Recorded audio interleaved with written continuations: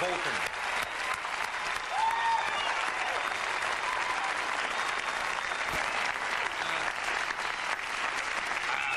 I brought you and Denzel here tonight so I can congratulate both of you and, of course, him on his award and his nominations, and you on your Grammy nomination, your first. Yes. Pop vocal, I think it was? Yes, pop vocal for How Am I Supposed to Live Without You? Yeah. That's great. So you'd have probably a nomination before this if you didn't give away so many good songs. Well, that may be. This man writes great stuff, and sometimes he gives them away. You gave one to Laura? I did, about 7 years ago. I did give that song away. I wrote How Am I Supposed to Live Without You about 7 years ago. And my album was finished, the album I had out at that time, so I didn't need any more songs from me. Yeah. And she did a great job, and it was a big hit for her. Yeah. What's the name of it again? How Am I Supposed to Live Without You, actually. It was the first, ironically, it was the first hit I had ever written. And 6.5 years later, I decided to cut it, put it out now, and it's as big as I guess it could get. Yeah, that's when a song is strong, man, to have two comments like that. Yeah, I think, a great song can kind of live past us, past you and I, that is. Yes. What makes a great song? What makes a great song? To me, a song that is thematically strong, really applies and affects people emotionally, that melodically is something that stays with you. A hook you have to have surgically removed is something I like to write, Just something that just lives with you and just goes on and on, A song that can be recorded in 10 years and 20 years and still have power and value. Was there a song that you were involved with that eventually wandered into Cher's repertoire? Yeah. I got a phone call. I like the way you put that. I got a phone call from Cher's A&R person, the person who gets the songs together and the producers and everything.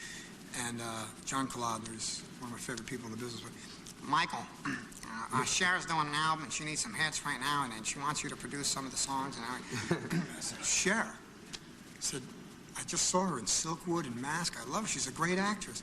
No, she's singing. She's doing another album. I said, really? Okay. And I convinced him to listen to one more song, and that was I Found Someone, which also actually was recorded by Laura Branigan about 3 years before that.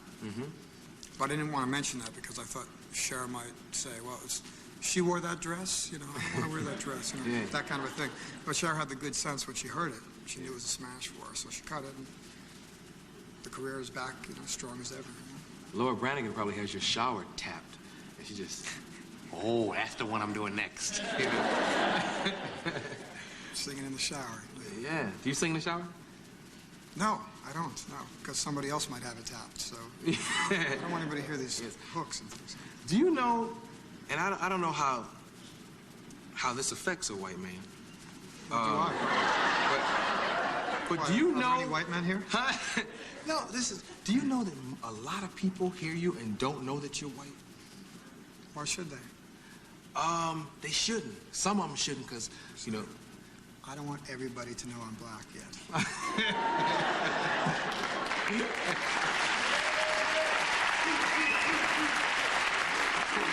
Okay. We'll just keep it between us 400. Yeah, that's good. But these people... how many, just silently, how many raised your hand? How many when you first heard him, you said, that's a brother from Detroit? See? That's right. I mean, how did you develop that style? Who were you listening to when you were young? Lawrence Welk. Who is also black and don't nobody know it. Lawrence, nobody knows. I grew up on Motown, Smokey and Stevie Wonder, Otis. Ray Charles was definitely my single strongest influence. But he also influenced a lot of the great singers to me. Marvin Gaye, People can really sing. We're listening to Ray. I don't know who Ray was listening to. Yeah. I don't know. Check that out. I want to ask him. Wow. You said... Ray was listening to probably Welk, probably. Yeah, he's right. Lawrence. Good chance of that. He's my favorite. You said that you lived too much between the ages 12 and 16. What does that mean? I'm not sure. That's how much I lived between those ages. I grew up kind of fast, you know.